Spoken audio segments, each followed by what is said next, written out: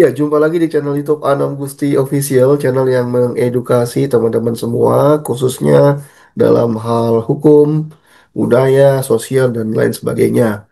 Nah, di program saya kali eh, ini program khusus 30 hari belajar dasar-dasar ilmu hukum. Dan ini sudah video ke-6, artinya sudah 6 hari secara konsisten saya mengedukasi teman-teman semua melalui video YouTube ini. Begitu ya.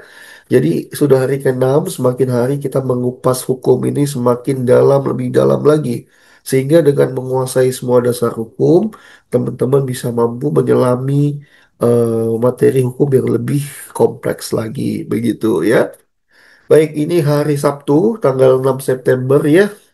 Mudah-mudahan teman-teman happy dengan weekendnya ya, untuk merefresh kembali apa yang sudah dilalui di minggu yang lalu ya.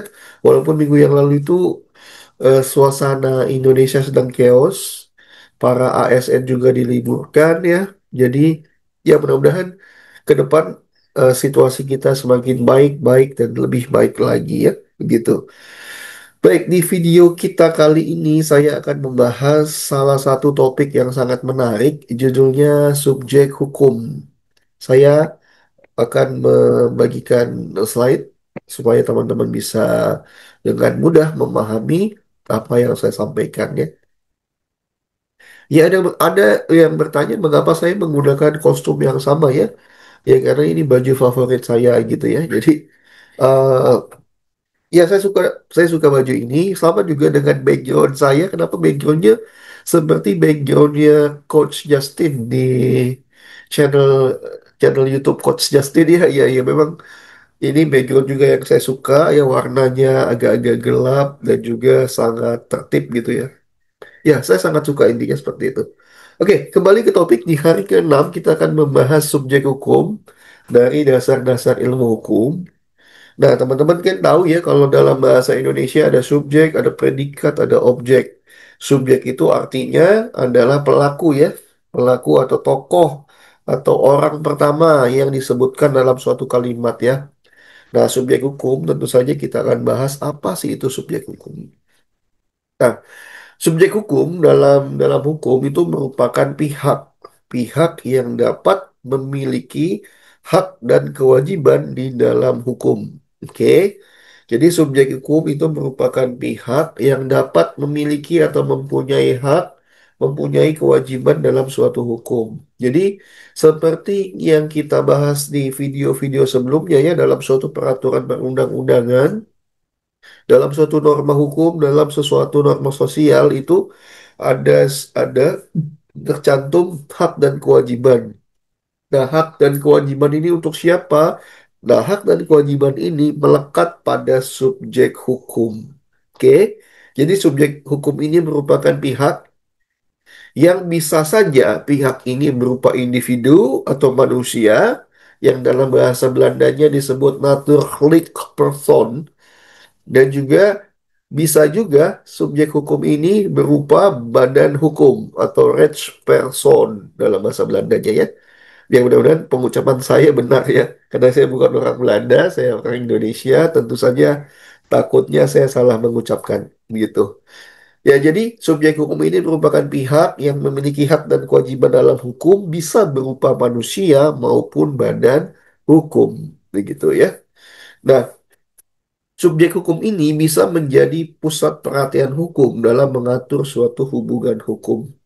Ya, artinya para subjek ya, ini subjek bisa lebih dari satu, ini bisa bisa memiliki hubungan hukum satu dengan yang lainnya subjek hukum itu. Jadi antar individu, antar badan usaha dan lain sebagainya. Dan itu menjadi suatu pusat perhatian yang menjadi concern atau menjadi fokus dalam hukum begitu ya. Ya, jadi itu ya teman-teman bisa memahami apa itu subjek hukum. Jadi subjek hukum saya ulangi sekali lagi, itu merupakan pihak yang memiliki hak dan kewajiban dalam hukum bisa berupa manusia maupun badan hukum. Kalau masih kurang jelas, silakan tulis di kolom komentar. Ya. Nah, kita akan bahas subjek hukum yang pertama ya. Subjek hukum manusia atau individu. Jadi saya katakan bahwa setiap manusia itu sejak lahir hingga meninggal ya, itu merupakan subjek hukum. Oke. Jadi semua kita masyarakat di Indonesia, saya termasuk teman-teman semua penonton YouTube saya itu status kita ini adalah seorang subjek hukum. Kenapa? Karena peraturan-peraturan yang sudah dibuat di Indonesia itu melekat pada kita ya. Contohnya KUHP. KUHP itu melekat kepada kita gitu ya sebagai subjek hukum ya. Bisa saja kita ya ini amit-amit ya bisa saja kita terlibat dalam suatu eh, perbuatan pidana ya, perbuatan pidana dari situ ada konsekuensi kita kita akan dikenakan pidana penjara gitu ya. Ya karena kita subjek hukum maka kita harus mematuhi apa yang sudah tertulis dalam KUHP tadi seperti itu ya. Jadi status kita ya mulai dari lahir ya ketika nanti kita sudah meninggal itu kita adalah seorang subjek hukum. Oke. Jadi sekarang dengan belajar dasar hukum ini kita semua tahu ya saya, bapak, ibu dan lain sebagainya kita statusnya sama sebagai subjek hukum. Nah, seperti konsep definisi di awal tadi, seorang subjek hukum ini memiliki hak ya. Hak yang diatur secara resmi oleh undang-undang ya. Contohnya kita sebagai subjek hukum memiliki hak untuk hidup, hak untuk memiliki, hak untuk hidup sejahtera misalkan ya. Jadi ya sebagai subjek hukum kita punya hak dan juga punya kewajiban. Contohnya kewajiban membayar pajak ya. Ya ini bicara pajak ini ya agak sensitif sekarang ya karena pajak ini menjadi salah satu sumber gugatan ya, gugatan dari masyarakat kepada pemerintah. Ini kenapa pajak kita semakin tinggi, semakin memberatkan atau membebankan rakyat. Semua itu dipajakin ya. Kita tidak tahu di mana aliran pajak itu berada ya gitu ya. Ya, walaupun ya itu kita kita anggap suatu case close. Ya, tetap kita memiliki kewajiban untuk membayar pajak. Filosofi pajak itu adalah untuk sebagai sumber pendapatan negara ya, sebagai sumber pendapatan negara, sumber penerimaan dari negara yang tentu saja seharusnya pajak dari masyarakat itu harus dikelola sebaik-baiknya untuk kesejahteraan masyarakat ya itu filosofinya pajak. Jadi setiap sumbangan pajak, setiap kewajiban pajak yang kita bayarkan, misalkan kita punya kendaraan, kita bayar pajak kendaraan kita. Nah, uangnya itu tentu saja dikumpulkan, diterima oleh negara, kemudian dialokasikan lagi untuk kesejahteraan masyarakat begitu.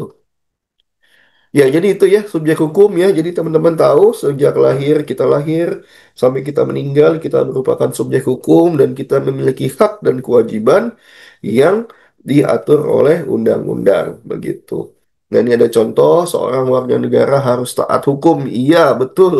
Kita harus taat hukum karena kita merupakan negara hukum gitu ya. Jangan sampai kita melanggar hukum yang tentu saja setiap warga negara yang melanggar hukum itu akan dikenakan konsekuensinya berupa denda atau kurungan se, menurut menurut tingkatan kejahatannya gitu ya. Ya, ini yang pertama subjek hukum berupa manusia.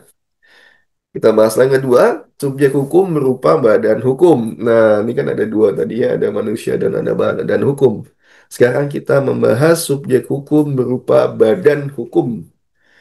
Jadi badan hukum itu adalah organisasi atau entitas yang diakui oleh hukum sebagai pemegang hak dan kewajiban. Oke? Jadi suatu organisasi, suatu usaha atau unit usaha yang berbadan hukum. Nah, konsep berbadan hukum di sini itu artinya setiap usaha atau organisasi atau lembaga masyarakat ini harus terdaftar secara resmi ya terdaftar secara resmi dalam dalam dalam suatu ikatan pemerintahan ya. Maksud saya adalah ketika teman-teman punya usaha, teman-teman harus mengurus izin usahanya supaya memiliki badan hukum yang dimana merupakan diakui secara resmi oleh pemerintah gitu ya. Jadi teman-teman kalau mendirikan suatu organisasi, suatu unit usaha itu teman-teman juga harus minta izin, mengurus perizinannya kepada pemerintah, bisa ke Badan Pelayanan Satu Pintu ya, DTSP ataupun Kementerian Hukum dan HAM untuk melegalkan atau meresmikan unit usaha ataupun organisasi yang teman-teman miliki. Nah, ketika teman-teman sudah mengurus izin, teman-teman sudah punya unit usaha yang berbadan hukum, saat itu juga teman-teman merupakan saat itu juga unit usaha teman-teman merupakan unit usaha yang dikategorikan sebagai subjek hukum. Oke, ketika teman-teman masih unit usahanya belum terdaftar secara resmi di pemerintahan, itu berarti teman-teman memiliki unit usaha yang tidak resmi, artinya bukan sebagai subjek hukum, gitu ya. Nah, contohnya ini ada PT, perseroan terbatas, ada juga CV, ada koperasi, yayasan, dan negara juga termasuk badan hukum ya. Jadi gitu. Nah, badan hukum ini bisa memiliki harta, bisa membuat perjanjian, dan bisa digugat dan menggugat dalam peradilan, dalam pengadilan. Tentu saja harus memiliki izin secara resmi dari pemerintah pusat gitu ya. Oke. Nah, ini bedanya tadi manusia dengan badan hukum. Artinya, kalau manusia sejak lahir hingga dia meninggal, kalau badan hukum, dia mulai menjadi subjek hukum ketika sudah terdaftar resmi dalam suatu ikatan badan hukum yang legal, begitu. Nah, ini kita lihat contohnya ya. Contoh subjek hukum di dalam kehidupan kita sehari-hari ya. Ini juga saya sudah sebutkan juga tadi ya. Jadi seorang individu, contohnya pegawai ASN membayar pajak kepada negara. Jadi kalau ASN itu setiap gajian itu ada PPh atau pajak penghasilan ya. Pajak penghasilan itu disetorkan secara langsung, dipotong dari gaji ASN untuk sebagai potongan tunjangan penghasilan gitu ya. Kalau bisa saja teman-teman tadi punya kendaraan bermotor roda 4 maupun roda 2, itu setiap tahun kan membayar pajak ya. Membayar pajak, kemudian sebagai itu ya. Nah, kemudian badan hukum. Contohnya sebuah PT, perseroan terbatas, ini membuat kontrak bisnis. Ya, jadi PT misalkan mendapatkan suatu proyek di suatu tempat, kemudian mereka melakukan kontrak bisnis. Nah, itu PT itu termasuk ke dalam suatu subjek hukum gitu. Nah, yang ketiga negara. Nanti teman-teman mungkin bingung kok negara masuk sebagai subjek hukum. Jelas karena negara merupakan suatu badan hukum ya. Jadi secara konsep negara itu bisa menggugat maupun digugat dalam suatu pengadilan internasional gitu ya. Jadi antar negara bisa saling menggugat jika contohnya dalam kasus perbatasan, misalkan wilayah perbatasan, jadi Indonesia dengan Malaysia merebutkan satu pulau di perbatasan, itu bisa melakukan gugatan internasional untuk mengklaim pulau itu milik siapa. Gitu ya, teman-teman contohnya ya. Oke, ya, jadi itu ya yang bisa saya sampaikan dalam materi kita di hari ke-6 ini tentang subjek hukum. Tentu saja saya berharap dengan teman-teman menonton video ini, teman-teman sudah bisa memahami, sudah bisa menceritakan kembali, sudah bisa eh, apa namanya, sudah bisa lebih baik lagi memahami tentang hukum, khususnya subjek hukum, karena nggak banyak channel YouTube itu yang memang membahas secara mendetail apa itu subjek hukum ya. Hanya di channel ini kita belajar selama 30 hari tentang dasar-dasar ilmu hukum gitu. Ya, saya kira cukup video kita pada hari ke-6 ini. Masih ada 24 hari lagi, 24 video lagi. Mudah-mudahan kita tetap sehat.